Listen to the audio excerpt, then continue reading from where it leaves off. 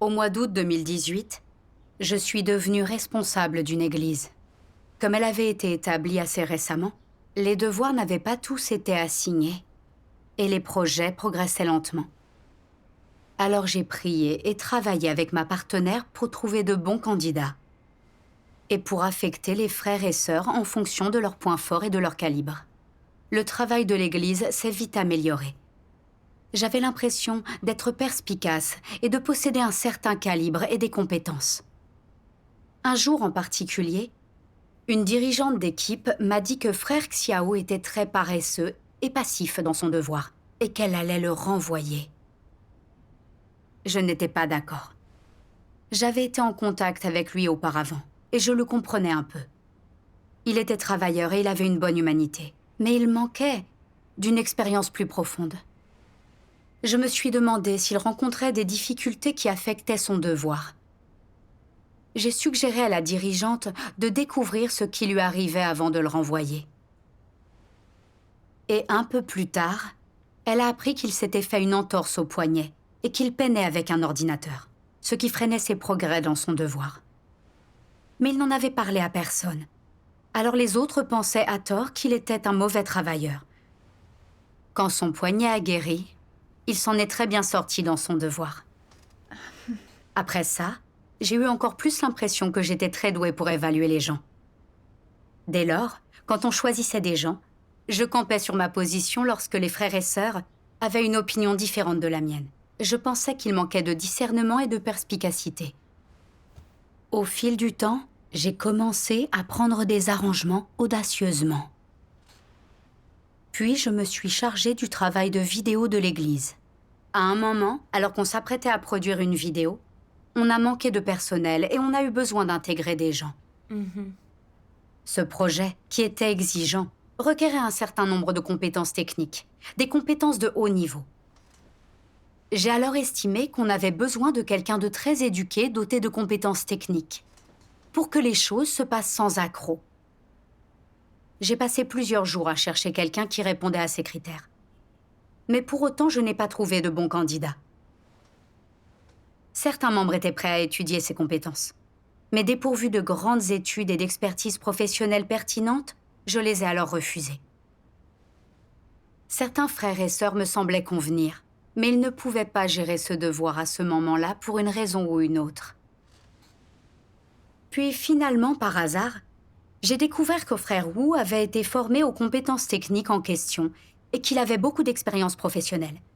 Comme ce projet ne lui poserait sans doute aucun problème, j'ai donc décidé de lui demander d'assumer ce devoir.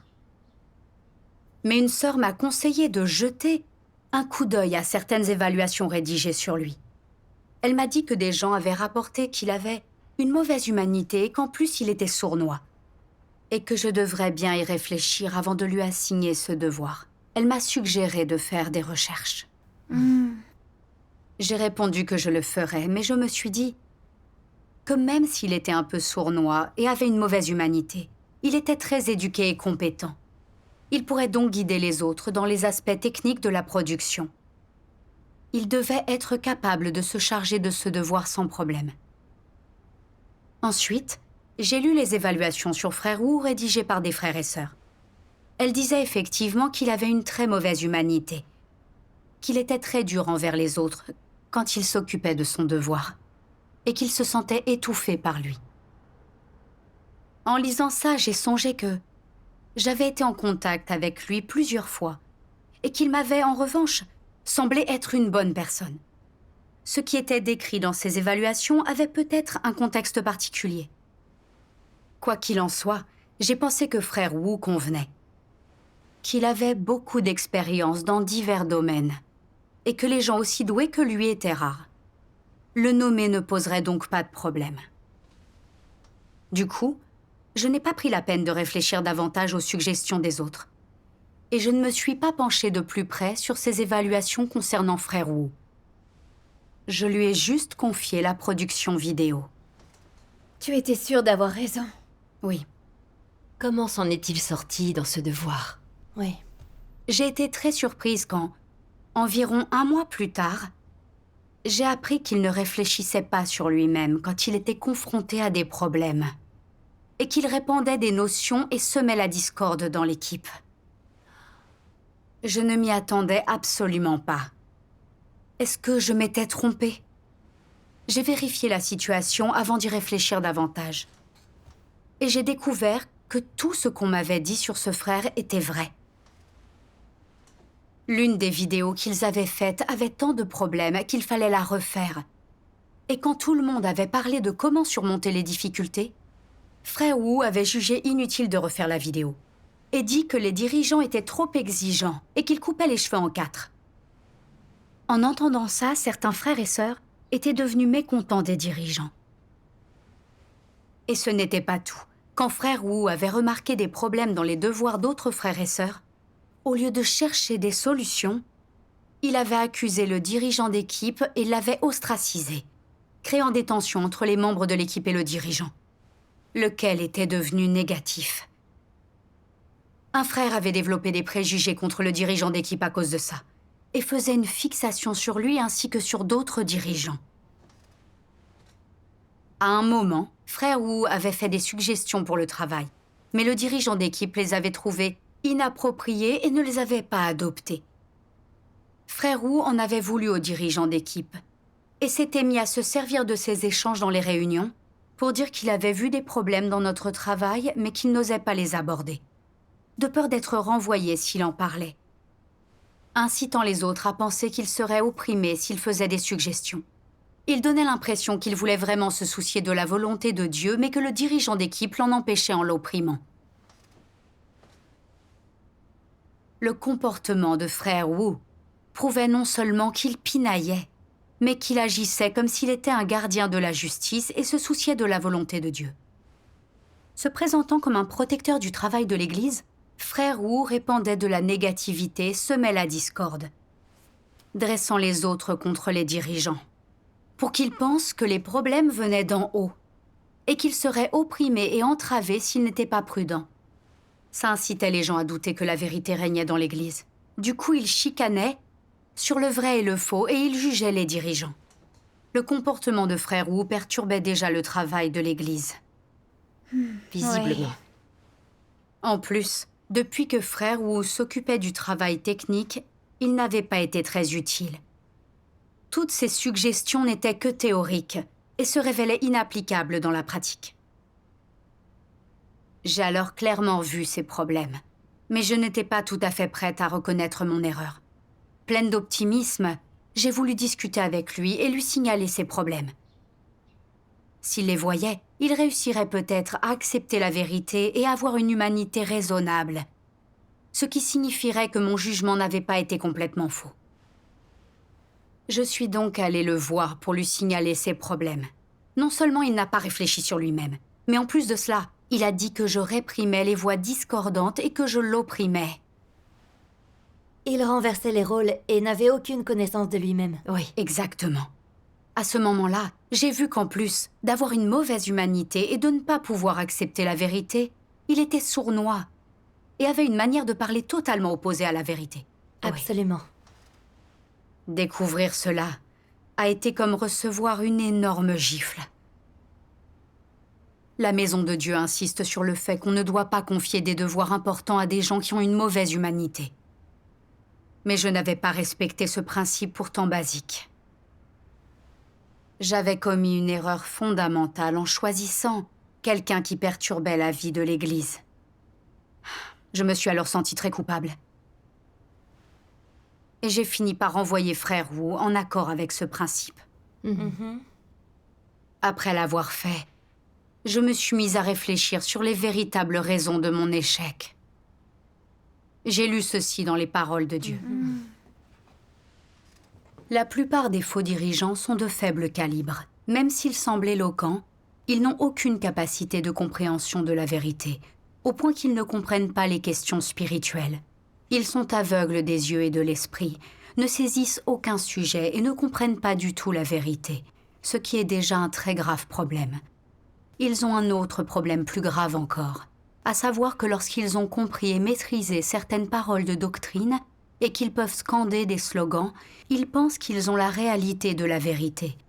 De ce fait, quel que soit le travail qu'ils accomplissent et les personnes dont ils choisissent de tirer parti, ils ne cherchent pas les principes de la vérité, n'échangent pas avec les autres. Encore moins respectent-ils les arrangements de travail et les principes de la maison de Dieu. Ils sont très confiants, croyant toujours que leurs idées sont justes et faisant ce qui leur chante.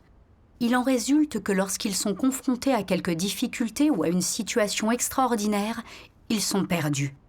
Souvent, en outre, ils croient aussi à tort qu'ayant travaillé pendant de nombreuses années, ils ont suffisamment d'expérience en tant que dirigeants dans la maison de Dieu, qu'ils savent comment fonctionne et progresse le travail de l'Église. Ils semblent avoir compris ces choses, mais en réalité, ils sont incapables de travailler. Ils accomplissent le travail de l'Église comme ils en ont envie, sur la base de leurs notions et de leur imagination, de leur expérience et de leur routine et de leurs règles, ce qui a pour effet que les divers travaux de l'Église sont désorganisés, chaotiques et ne produisent aucun résultat véritable. Amen. Amen. Les faux dirigeants ne sont pas seulement aveugles des yeux et du cœur, incapables de voir l'essence des gens et de comprendre les principes. Le pire, c'est qu'ils ne cherchent pas la vérité. Ils comptent sur leur expérience et leurs notions pour faire le travail de l'Église. Ce qui, finalement, sème un chaos total. C'est vrai. En me comportant de cette façon, en nommant Frère Wu à ce poste, je n'avais pas cherché les principes concernant l'usage des gens dans la maison de Dieu, pensant que Frère Wu conviendrait à la production vidéo, uniquement parce qu'il avait beaucoup d'expérience. Quand d'autres m'avaient prévenu qu'il avait une mauvaise humanité, quand on m'avait incité à la prudence et conseillé de faire des recherches sur ce frère, je n'en avais tenu aucun compte. J'avais cru avoir de la perspicacité et du discernement, et que puisqu'aucune de mes nominations précédentes n'avait posé problème, choisir Frère Wu devait être une bonne idée. Je m'étais servi de mon expérience comme d'un capital personnel. Je n'avais pas cherché les principes de la vérité, ni accepté les suggestions des autres avec humilité. Et cherché sincèrement, je ne m'étais pas renseigné pour comprendre vraiment quel genre de personne il était. Si son mauvais comportement n'était qu'une manifestation de corruption temporaire, ou s'il était mauvais par essence. S'il s'agissait d'une manifestation de corruption temporaire, ou s'il y avait eu un contexte, et que Frère Wu avait changé depuis, il pouvait être utilisé. Oui. Mais si c'était constant, s'il était un malfaiteur doté d'une mauvaise humanité, on ne pouvait pas l'utiliser. C'est vrai. Les personnes de ce genre ne font que nuire au travail de l'Église. Exactement. Mais je ne m'étais pas renseignée pour comprendre les choses. J'avais jugé en me basant sur mon expérience et mon imagination. La réalité m'a montré que j'étais une fausse dirigeante aveugle des yeux et du cœur. Je ne comprenais ni la vérité, ni les principes. Et pire, j'étais sûre de moi et n'acceptais pas les suggestions des autres. Avec un peu d'expérience de travail et un peu de doctrine littérale, je croyais connaître les principes et pouvoir faire le travail de l'Église. Mais j'avais nommé la mauvaise personne, et cette erreur avait freiné nos progrès et perturbé la vie de l'Église. En se fiant à son expérience et non à la vérité, il est facile de s'opposer à Dieu. C'est Je vrai. suis d'accord. Puis en réfléchissant sur moi-même, j'ai pensé à une chose que Dieu a dite. Si au fond de toi, tu comprends vraiment la vérité, alors tu sauras pratiquer la vérité et obéir à Dieu.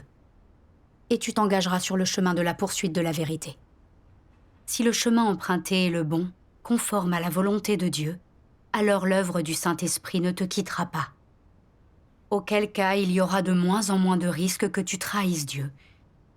Sans la vérité, il est facile de faire le mal, et tu le commettras sans le vouloir.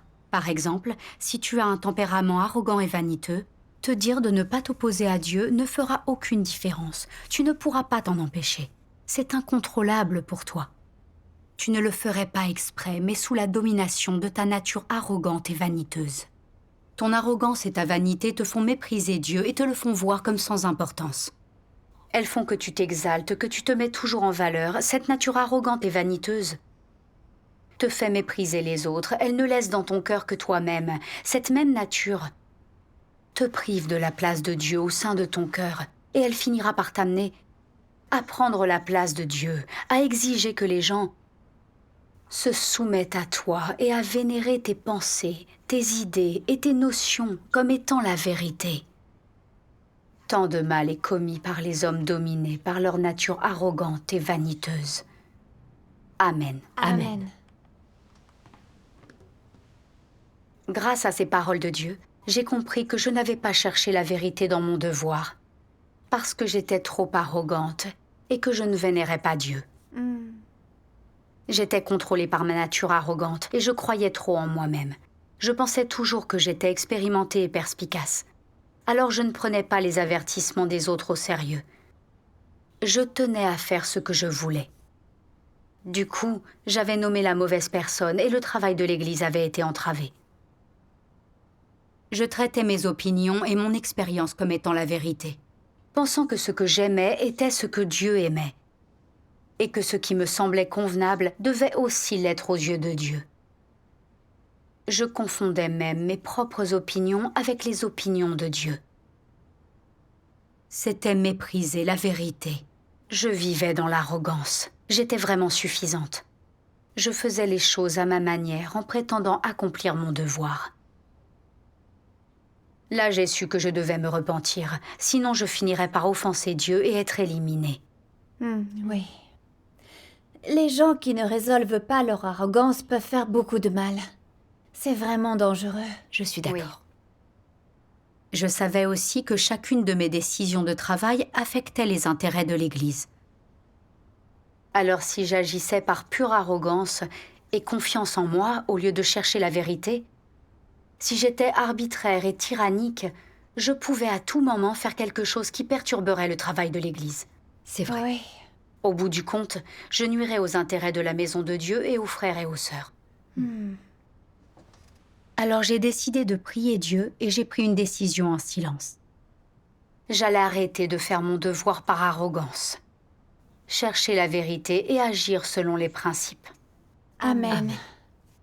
Dans ma réflexion après ça, j'ai découvert qu'une autre raison m'avait amenée à commettre cet échec. J'avais un point de vue erroné sur les gens et sur les choses.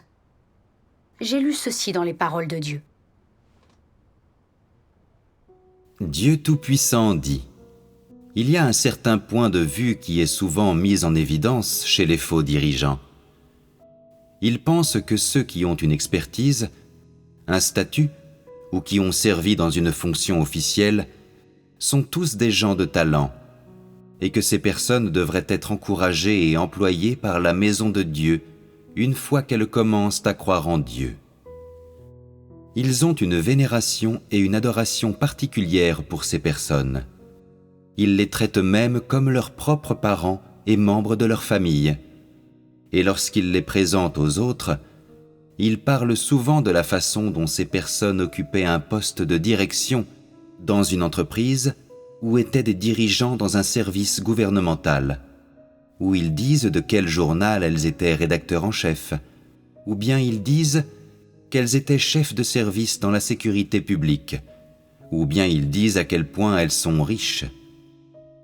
Les faux dirigeants tiennent ces personnes en particulièrement haute estime. Qu'en dites-vous ? Les faux dirigeants ont-ils du calibre ? N'est-il pas vrai qu'il s'agit d'une fausse spiritualité et qu'ils ne peuvent pas voir les choses telles qu'elles sont vraiment ? Les faux dirigeants pensent que ces personnes sont des vedettes de la société et que lorsqu'elles viennent dans la maison de Dieu devrait les nourrir et leur donner un rôle important à jouer. Cette vision est-elle correcte ? Est-elle conforme au principe de la vérité ? Si ces personnes n'ont aucun amour pour la vérité et sont dépourvues de conscience ou de bon sens, pourraient-elles être nourries et se voir confier un rôle important dans la maison de Dieu ? Elles ne sont pas qualifiées pour être nourries. Maintes et maintes fois, l'arrangement de travail de la maison de Dieu a souligné que les gens devaient être promus et nourris selon 3 critères. Premièrement, ils doivent posséder l'humanité, la conscience et le bon sens. Deuxièmement, ils doivent être des gens qui aiment la vérité et sont capables d'accepter la vérité. Et troisièmement, ils doivent avoir un certain calibre et être capables de travailler. Seules les personnes qui répondent à ces 3 critères peuvent être promues et encouragées. Elles seules sont des candidats éligibles. Les faux dirigeants sont tous des gens qui ont cru en Dieu pendant des années et qui écoutent souvent des sermons. Alors, pourquoi ne peuvent-ils pas identifier les non-croyants ? C'est une preuve supplémentaire que les faux dirigeants sont de très mauvais calibre, qu'ils sont incapables de recevoir la vérité et que la vérité leur échappe. Ils sont aveugles des yeux et du cœur, sans discernement vis-à-vis des autres. Comment pourraient-ils être aptes à être des dirigeants ou des ouvriers dans l'Église ?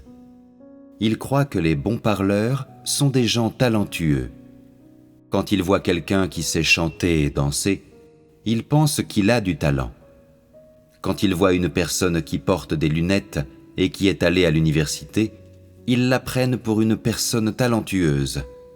Quand ils voient une personne qui a un statut dans la société, qui est riche et peut faire des affaires et s'engager dans des pratiques trompeuses, qui fait un certain travail important dans la société, le faux dirigeant pense que c'est une personne talentueuse qui devrait être nourrie dans la maison de Dieu.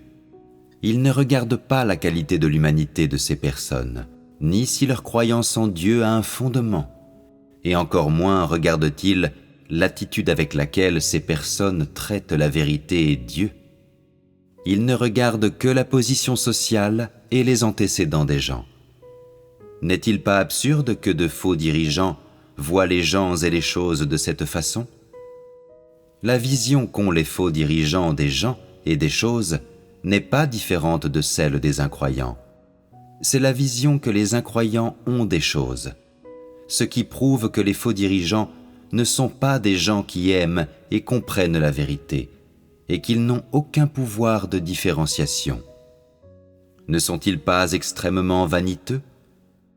Ils sont vraiment aveugles, vraiment aveugles. Amen. Amen. Ces paroles de Dieu exposent les faux dirigeants comme mauvais pour nommer les gens.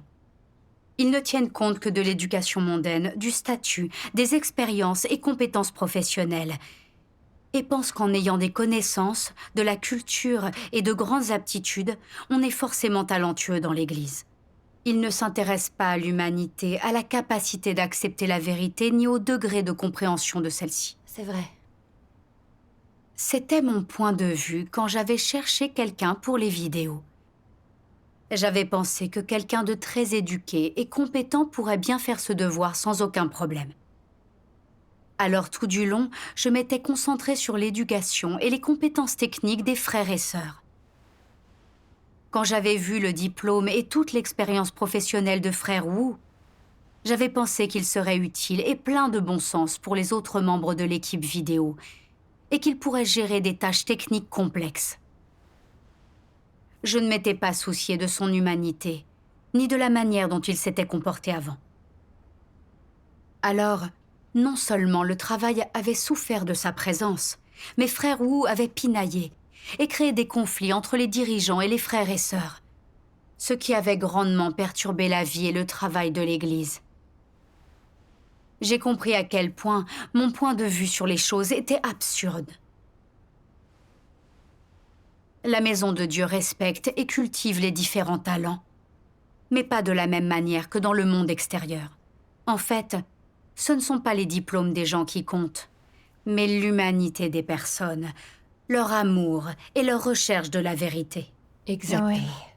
J'ai compris que des frères et sœurs s'en sortaient bien dans différents domaines dans la société, mais que certains avaient une mauvaise humanité et n'aimaient pas la vérité. Au lieu de chercher les principes de la vérité dans leurs devoirs et de les accepter, ils faisaient ce qu'ils voulaient et agissaient par corruption. Ils ne faisaient pas bien leurs devoirs et perturbaient grandement le travail de la maison de Dieu. Ils causaient plus de pertes que de gains, et ils finissaient par être éliminés. Oui.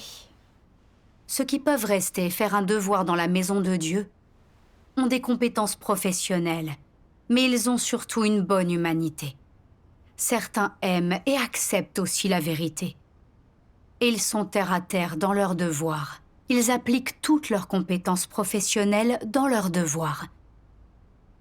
Certains ne sont peut-être pas excellents, mais leur cœur est au bon endroit et ils consacrent tous leurs efforts à leurs devoirs. Ils gagnent l'éclairage et la direction de Dieu et ils progressent dans leur travail. C'est vrai. Non seulement leurs compétences professionnelles s'améliorent, mais ils respectent mieux les principes. C'est tout à fait ça. L'essentiel, c'est d'accomplir un devoir, d'avoir de l'humanité, d'aimer et d'accepter la vérité. Absolument. Plus tard, j'ai lu ceci dans les paroles de Dieu. Que tu fasses ton devoir, que tu interagisses avec les autres, ou que tu t'occupes d'une chose particulière qui t'arrive, tu dois avoir une attitude de recherche et d'obéissance. Avec ce genre d'attitude, on peut dire que tu as une sorte de cœur de révérence pour Dieu. Et que tu peux rechercher la vérité et y obéir. C'est le chemin pour craindre Dieu et s'éloigner du mal. Si tu ne possèdes pas une attitude de recherche et d'obéissance, que tu t'obstines au contraire à être antagoniste et que tu t'accroches à toi-même, rejetant et détestant la vérité, alors tu commettras naturellement beaucoup de mal. Tu ne pourras pas t'en empêcher. Il n'est pas facile de bien accomplir son devoir, de satisfaire Dieu et d'arriver à craindre Dieu et à fuir le mal dans sa foi. Pourtant, vous venez d'être informé d'un principe de pratique. Si tu as une attitude de recherche de la vérité et d'obéissance quand quelque chose t'arrive, alors cela te protégera. Le but ultime n'est pas de te protéger. C'est de faire que tu comprennes la vérité et sois capable d'entrer dans la réalité de la vérité et d'obtenir le salut de Dieu. Tel est le but ultime. Si tu adoptes cette attitude dans toutes les expériences que tu fais, tu n'auras plus l'impression que faire ton devoir et satisfaire la volonté de Dieu sont des mots vides et des clichés. Tout cela ne te paraîtra plus aussi pénible. Sans t'en apercevoir, tu comprendras un certain nombre de vérités. Continue à expérimenter ainsi, et tu en récolteras les fruits. Amen. Amen. Ces paroles de Dieu m'ont indiqué un chemin. Quoi qu'il m'arrive, je dois rester soumise à Dieu, le vénérer et chercher les principes de la vérité. C'est la seule manière d'obtenir la direction de Dieu et de bien faire mon devoir. Absolument. Sinon, il y a de grandes chances que j'agisse par arrogance et que je perturbe le travail de l'Église. Puis, ma partenaire et moi avons trouvé d'autres personnes appropriées pour s'occuper des vidéos en nous basant sur les principes de sélection des gens. Ces gens n'avaient pas les grandes connaissances théoriques que possédait Frère Wu, mais ils avaient une bien meilleure attitude. Ils se sont donné du mal pour apprendre d'une façon terre-à-terre. Quand des problèmes survenaient au sein de la production, ils se réunissaient pour chercher et échanger. Quand quelqu'un révélait une corruption qui affectait leur progrès, ils savaient réfléchir sur eux-mêmes et par là même en tirer des leçons. Au bout d'un moment, parce que tout le monde collaborait, il y a eu de grandes avancées dans le travail et les résultats se sont améliorés. Ça m'a vraiment agréablement surprise. Dieu soit loué. Oui, vraiment. J'ai vraiment fait l'expérience que faire un devoir dans la maison de Dieu n'est pas qu'une affaire de compétences techniques ou de calibre.